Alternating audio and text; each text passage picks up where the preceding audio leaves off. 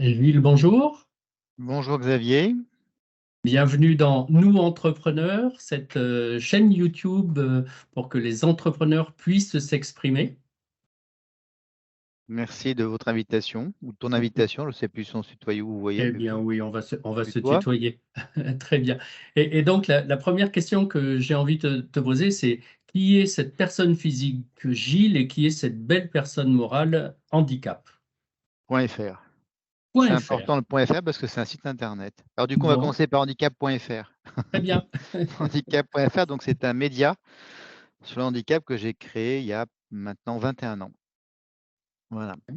Et l'objectif était double, c'était de pouvoir parler des questions de handicap dans la société, toutes les questions qui sont liées au handicap, enfin, la vie des personnes. Et puis en même temps, mettre en place des solutions digitales pour certains sujets, de manière à concourir à une meilleure prise en compte des personnes dans la cité, personnes handicapées. Et nous, alors le média, donc forcément, quand on a commencé il y a 21 ans, il fallait prouver que Internet, ça allait marcher, mais je plaisante pas. Le premier partenaire que je suis allé voir, je leur ai expliqué ce qu'était Internet, comment ça allait marcher, les évolutions, etc. Et puis et à l'époque, les réseaux sociaux n'existaient pas. Enfin, faut quand même, nous, on a 20 ans, on a balayé en fait l'évolution technologique du web. Alors c'est intéressant, mais heureusement avec mes associés, mes partenaires, on a toujours réussi à être un peu au goût du jour. Voilà, bon, on ne reviendra pas sur le média. Autrement, moi, j'ai 58 ans, j'ai 3 enfants qui sont grands et j'étais entrepreneur très tôt, à l'âge de 19 ans et demi. Voilà, pour faire Bon. court. Et alors, allez, je rebondis. C'est quoi pour toi l'entrepreneuriat? Quand je vois derrière toi Kill Bill, ça a un rapport avec l'entrepreneuriat? Oui, non, mais alors ça, c'est une histoire parce que j'ai une amie qui fait une actrice en fait, qui bossait avec nous sur des films. En fait, un jour, qui est dans mon bureau à l'époque, c'est une baie vitrée et qui s'est pris la porte vitrée en pleine face, quoi. Elle est revenue un quart d'heure après. Après s'être soigné le nez ensanglanté, elle a collé cette affiche sur la porte. Et depuis 15 ans, je la garde. Très bien. Donc, il n'y a Voilà. pas de Ouais. relation. Non, il n'y a pas de relation, je tue personne, il n'y a pas de. Non, non, je suis tout à fait pacifique. Voilà. Donc, Donc pour l'entrepreneur. donc, Alors oui, alors moi j'ai un parcours, je ne sais pas si je suis entrepreneur en fait, parce que bon, moi j'ai eu une scolarité assez compliquée en fait. Je n'étais pas dans les clous, pas dans les normes. Et puis j'ai été un peu marqué par un de mes grands-oncles qui avait fait les deux guerres, qui était un héros de guerre et qui me disait toujours: «Ah bah vous les jeunes, vous n'avez pas de chance parce que nous on a découvert le monde et vous finalement il vous reste peut-être comme aventure peut-être que l'entreprise». Donc en fait, moi j'ai vu tout de suite l'entreprise comme un moyen d'avoir des aventures en fait. Au oh, sens aventurier et donc je me suis lancé très tôt, quand j'avais 19 ans en fait et la première boîte que j'ai créée, sans faire de compte de résultats, de prévisionnel, ce que je n'ai jamais fait par la suite d'ailleurs, et c'était une entreprise dans le Minitel, il y a qu'à voir, hein. oui. Et à l'époque, on était très inexpérimentés, enfin moi ça a été un peu enfin la boîte a duré 14 ans, mais moi ça a été quand même un peu ma formation, on va dire de terrain puisque, à l'époque ce qui marchait bien, c'était les messageries roses. Mm. Nous on n'a pas fait ça. Nous on a fait des choses sérieuses, on faisait des sites de prise de commande. Et qui était quand même moins rémunérateur avec des messageries roses. Quand on voit les grands faiseurs jeux du web, qui ont pour certains, en tout cas en France, font partie de ça en fait. Donc ça, c'est ma première boîte et puis après j'en ai créé une dizaine d'autres dans le domaine de l'événementiel. Voilà, donc je fais beaucoup d'événementiel pendant presque 20 ans et toujours avec des projets avec qui ont monté avec des partenaires ou des associés. Et ce qui m'intéressait, c'est de récupérer un peu des gens sur une idée et puis d'y aller, quoi. Enfin, souvent, c'est moi qui donne l'idée, mais c'est de la construire, d'aller au bout, en fait. Parce que les bonnes idées sont celles qui marchent, hein. C'est pas on a tous des bonnes idées, mais voilà. Au final, les bonnes idées seront celles qui marchent. Oui, bah, Euh, c'est un peu enfoncer des portes ouvertes, mais c'est ça, oui. Et c'est en ça. même temps, c'est ça, oui. Ça veut dire que l'entrepreneuriat, à part le fait que ce soit la dernière aventure que nous pouvons Possible. vivre, Bah, parce c'est ce que je que croyais à l'époque, hein, il y en a d'autres, heureusement. Non, mais et maintenant, c'est quoi pour toi alors j'avais 12 ans. l'entrepreneuriat? Je pense que ça n'a pas changé parce que moi, ce que j'aime, c'est, si je prends l'exemple d'handicap.fr, parce qu'à 21 ans, c'est une histoire qui est très riche, quoi. Parce on est parti comme c'est un peu l'affaire au fusil. Bon, il y avait déjà le média qui était nouveau, le système, internet. C'était un sujet, où à l'époque, il n'y avait pas de médias indépendants en France. Ça Hmm. appartenait soit aux grandes associations, soit on va dire au monde du politique. Mais qui dit avoir un média indépendant, dire aussi ne pas faire appel à des fonds publics, ce qu'on n'a jamais fait. Sauf sur certains sujets, puisque là, dernièrement, on a lancé une plateforme de vidéos, de films sur le handicap, ça s'appelle handicap.live. Et là, quand on est organe de presse, on a eu un soutien du ministère de la Culture. Mais voilà, on a moins de l'argent dans ce genre de cadre, hein, c'est arrivé 2 fois. Donc il a fallu qu'on trouve, nous, des modèles économiques qui permettent de garder le média indépendant. Donc du coup, l'idée derrière, c'est aussi de créer des services, digitaux, qui permettent, aux médias d'exister et de pouvoir, financer une rédaction. Bon. Ce qu'on a fait, et là, en ce moment, on est très, très présent sur tout ce qui est à l'emploi des personnes handicapées. Alors, je dirais dans la cité parce que, Mmh. nous, on s'adresse surtout aux personnes qui sont, dans la cité, qui sont par rapport à ce qu'on appelle le milieu protégé. Alors bien sûr, on a aussi de l'information pour, le milieu protégé, mais on est surtout actif, dans l'emploi, dans le secteur, dit ordinaire, ce que j'aime pas comme terme, mais bon, c'est comme ça Mmh. qu'on dit. Voilà. Et qu'est-ce qui t'a amené dans ce média, handicap.fr? Ah bah, ce qui m'a amené, c'est qu'en fait, il y a en années 90, j'ai organisé un événement qui s'appelait Salon Handicap, qui a été créé par une association à Lyon, qui s'appelait Bernard Dujardin, le président. Et quand je les ai rencontrés à l'époque, ils avaient une difficulté et ils m'ont dit, ben, j'avais un associé dans l'événementiel à l'époque et ils voulaient chercher quelqu'un qui les aidait à remonter l'événement, en fait. Et moi, le handicap, j'y connaissais strictement rien. À l'époque, je n'étais pas conseiller personnel. J'avais aussi mes représentations, des choses et puis surtout, moi, on n'arrêtait pas de me dire que c'était quelque chose d'impossible, en fait. Et que ce qui m'a intéressé, bah, si tout le monde dit que c'est pas possible, bah, on a peut-être des choses à faire, en fait. Et moi, j'ai rencontré pas mal de personnes qui étaient concernées, qui étaient soit des entrepreneurs, qui étaient des gens qui étaient actifs dans la cité, des étudiants, et j'étais assez frappé par une chose toute bête, en fait, hein, c'est qu'on se fixait sur les questions de handicap et non pas sur ce que peuvent faire les gens, en fait. Mmh. Et moi, c'est parti comme ça, en fait. C'est de dire ce qui m'intéresse, c'est pas tellement, les handicaps que peuvent avoir les gens, mais c'est ce qu'ils sont capables de faire. Et voilà, c'est parti de là, en fait, tout bêtement. Bon, donc ton média propose, comment dire?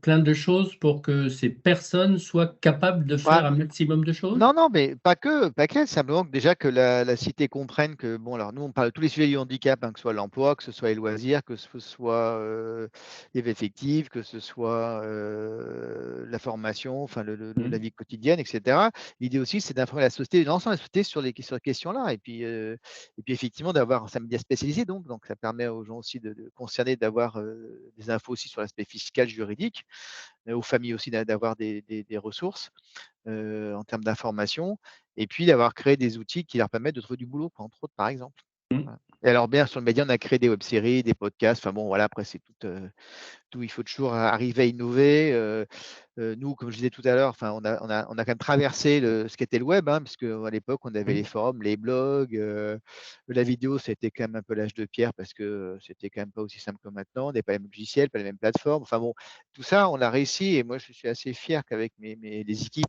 handicap.fr, mes associés, on a réussi tout le temps à rester sur un plan technologique et sur un plan, même des entre j'allais dire des modes, d'être toujours assez performant, quoi. Parce qu'on a appris à gérer des réseaux sociaux, on a appris enfin tout ça, on l'a découvert en même temps qu'on avançait, parce qu'en 21 ans, on a vu tout ça, quoi.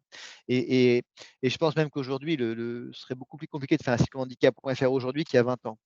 Parce que la technologie et le coût d'entrée est plus le même, quoi. Et ça, Mmh. Mmh. c'est devenu vraiment, enfin aujourd'hui, enfin c'est devenu très complexe en fait je vois nous à notre petit niveau, on a quand même, une quinzaine de serveurs dans le cloud, hein. On a des équipes en interne, puis en externe sur tout ce qui est lié, tout ce qui est programmation, cybersécurité. En plus, nous, on m'a données sensibles, donc on est contraint avec le RGPD à des choses très, très précises. Donc tout ça, enfin, faut vraiment avoir il a vraiment fallu évoluer en permanence, quoi, sur un aspect technologique, tout en gardant l'aspect journalistique et en même temps en créant des produits innovants, digitaux qui servent aux gens, quoi. Voilà. Mmh. Et qui sont financés par les entreprises qui s'en servent, hein, puisque le site est gratuit pour les gens. Voilà.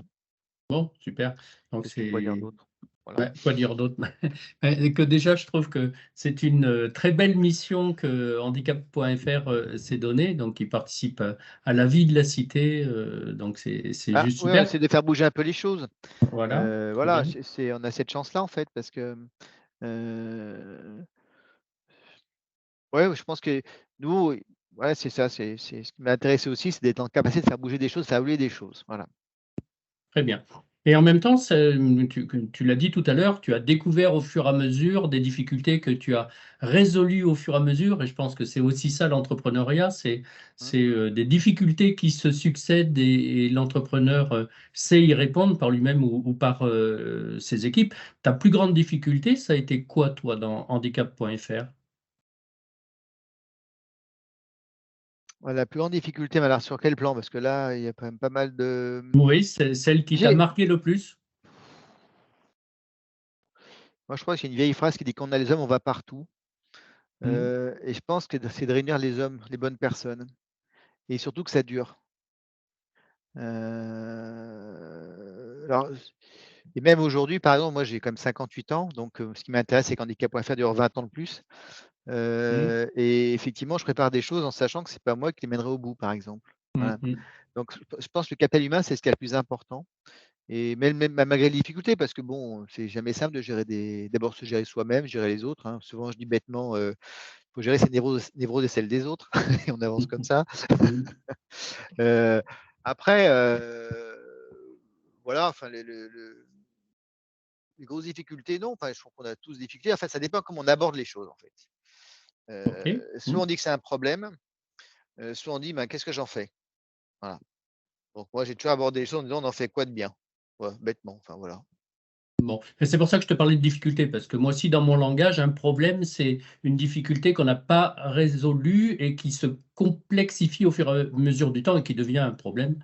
Effectivement, pour moi, il y a des différences entre les Ouais, 2. bah, bien sûr, après je pense qu'on est jamais à l'abri, enfin faut jamais se reposer sur ses lauriers, faut jamais, faut c'est toujours être assez vigilant et puis, personnellement, je travaille plus dans la confiance que dans la défiance. Mmh.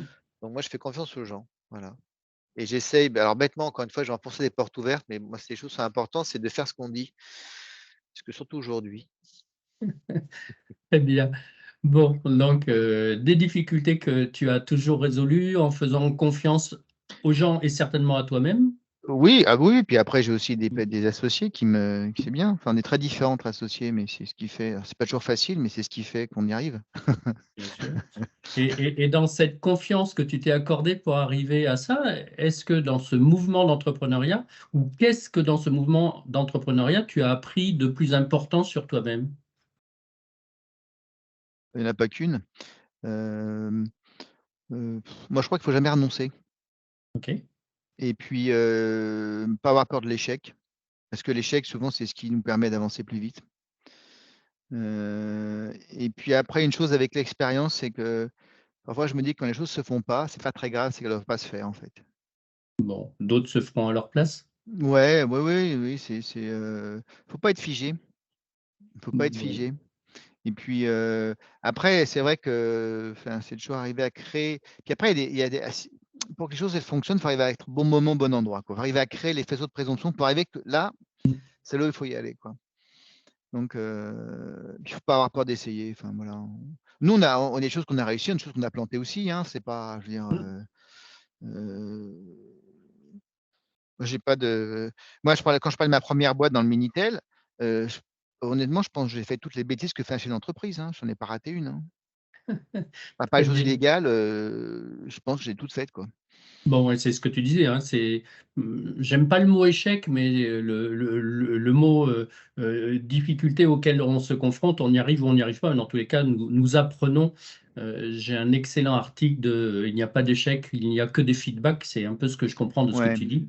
ouais, ouais, mais enfin bon, après, il y a aussi quand même des parfois, il faut s'enlever, je veux dire, on n'est pas Il non faut plus, s'en des reins, parfois on peut être un peu vexé, un peu triste, ouais, puis c'est la vie, quoi. Enfin, il faut avoir une approche aussi de la vie qui est un peu, heu, enfin qui est il faut en profiter, quoi. Dans le sens, c'est pas si grave que ça, enfin, voilà. Des fois, Bon. voilà, j'ai un terme, on va reprendre un terme qui est très à la mode, qui m'agace un peu, mais c'est la résilience. Aujourd'hui, c'est très à la mode, la résilience. Mmh, Mais alors moi, j'ai la chance de vivre, de l'être personnellement, puis de voir des gens autour de moi qui le sont beaucoup de par leur, parfois leur situation de handicap et c'est qui sont, mmh. c'est pas qu'ils sont exemplaires, c'est je dire que la vie, faut la vivre à fond, quoi. Voilà. Qu'est-ce que qui compte son soi et quelles que soient les difficultés. Faut pas, alors on est peut-être pas tous égaux, mais on a tous des choses à faire. Voilà. Bon, très bien. Je te propose que ce soit le mot de la fin, la flexibilité, la résilience, même si tu n'aimes pas le mot, mais l'idée derrière a l'air quand même d'être important, surtout dans le milieu de handicap.fr Ah, ouais, ouais. Après, il faudra des convictions. Voilà. et des convictions. Parfait, bien, ce sera le mot de la fin. Merci Gilles pour ces quelques minutes pour nous entrepreneurs et au plaisir Ça a de été se rapide. voir. Ouais, ben, bien sûr. Merci beaucoup, Xavier. Bonne fin de journée. Bonne fin de journée. Au revoir. Au revoir.